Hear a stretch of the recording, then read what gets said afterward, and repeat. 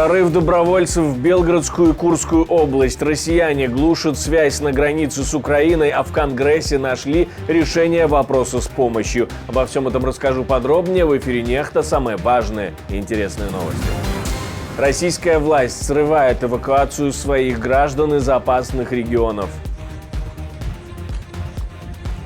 Выйдет ли у демократов Конгресса США обойти спикера Палаты представителей? Сенат уже одобрил законопроект, и спикер Джонсон. Вы должны вынести его на обсуждение, чтобы политики, которых мы, американцы, избрали, чтобы быть нашим голосом, снова могли иметь этот голос. Гуманитарная катастрофа в Газе. Возможно, решение уже есть, но как сделать так, чтобы помощь не попадала в руки террористов? Механизм не работал так, как должен был, потому что они полагались на Хамас.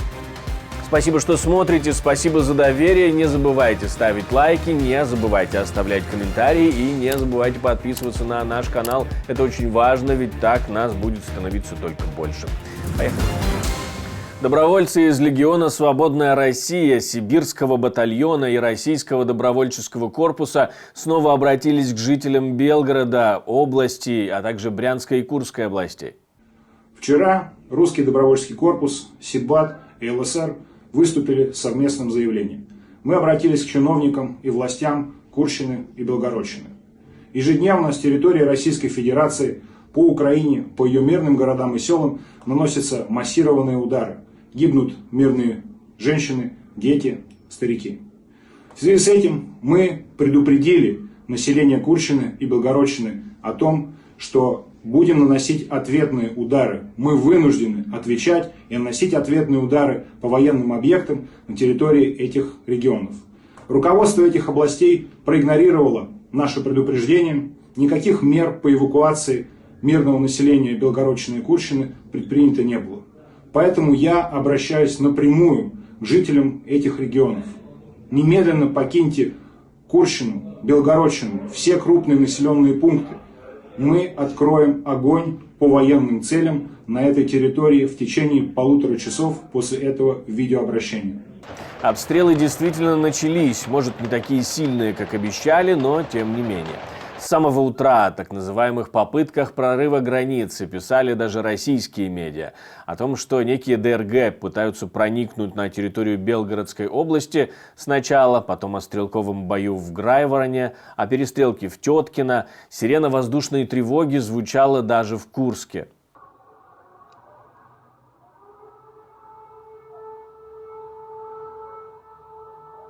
Конечно, в российском Минобороне сказали, что все отбили и даже ликвидировали около 200 человек бойцов ВСУ и 5 танков. Но именно о Грайвороне писали Легион Свобода России, говорят, уничтожили там 2 склада с боекомплектом. Тем не менее, по заявлениям добровольцев, российские власти мешают эвакуации жителей из Белгорода, которые тоже под обстрелами. В сети появляются подобные видео, на которых, как утверждается, жители сами заботятся о том, чтобы покинуть опасный район. Подтвердить достоверность видео мы не можем, а вот РБК Украина со ссылкой на свои источники в разведке публикует такой аудиоперехват. Карачанскую обстреляли и таксистов обстреляли, не знаю, как наши будут ехать. Да, ЖД уже отцепили, все, никого не пускают. Ни туда, ни обратно, я не знаю, пиздец какой-то. Пусть они у Прохоровки сходят. Российские удары заглушили радио и телесигнал в Сумской и Харьковской областях. Об этом сообщают местные областные военные администрации. Говорят, вероятны проблемы и с мобильной связью тоже. Сколько времени уйдет на ремонт, пока не сообщается. Враг ведет информационную борьбу, уничтожая украинское вещание. Мы не позволим в ней победить. Сейчас анализируются последствия и уже формируются планы по восстановлению. Не поддавайтесь панике и информационным провокациям. Переходите на альтернативные средства коммуникации. Доверяйте только проверенным источникам информации. Я напомню, что необходимого количества сил для открытия второго сухопутного фронта со стороны РФ сформировано не было. Но, по крайней мере, мы сообщений таких официальных не наблюдали.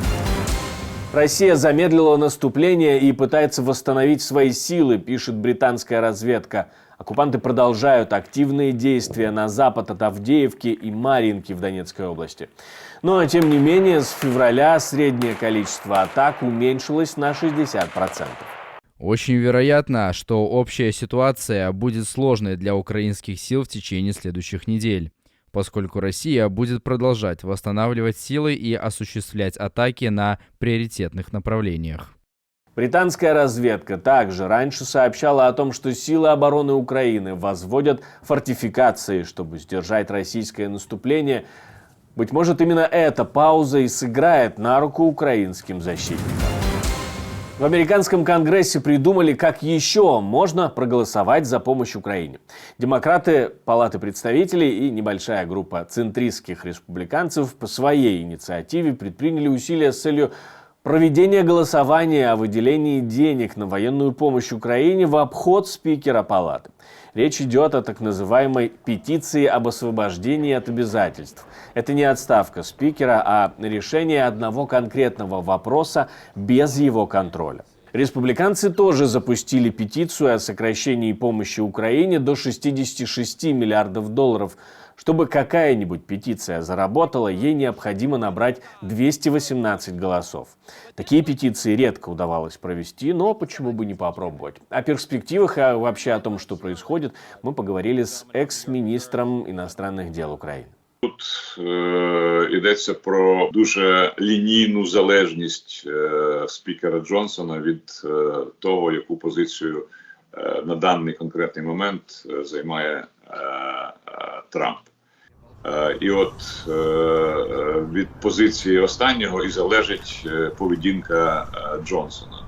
Чи він буде, Трамп, наполягати на продовженні і на затягуванні цього процесу до виборів, питання відкрите. Якщо і демократи, і республіканці зрозуміють, що це саме такий варіант, то тоді петиція, яка вже в роботі, підписи збираються, то тоді вона стане тим інструментом, який покаже і Джонсону, і Трампу, що крім їхніх особистих, так би мовити, взаємозв'язків і залежностей, є ще думка великої кількості адекватних американських законодавців, які розуміють, що національні інтереси США вищі від партійних інтересів Трампа.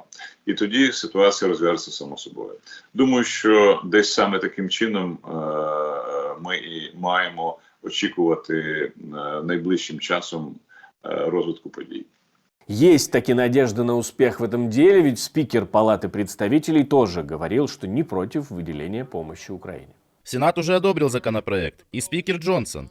Вы должны вынести его на обсуждение, чтобы политики, которых мы, американцы, избрали, чтобы быть нашим голосом, снова могли иметь этот голос. Это нация, основанная на демократии, и нам не нужно, чтобы какой-либо политик или партия занимались приватной политикой. Это подрывает основы нашей демократии и наших институтов. И последнее. Я видел, к чему приводит отказ Америки от своих союзников. Мы видели это в 2014 году в Ираке с ИГИЛ. Мы видели, как пал Афганистан в 2021 году. Давайте не будем повторять ту же ошибку. Спасибо. Будем внимательно следить за этим процессом, тем более, если механизм окажется удачным, это откроет много возможностей для законодателей.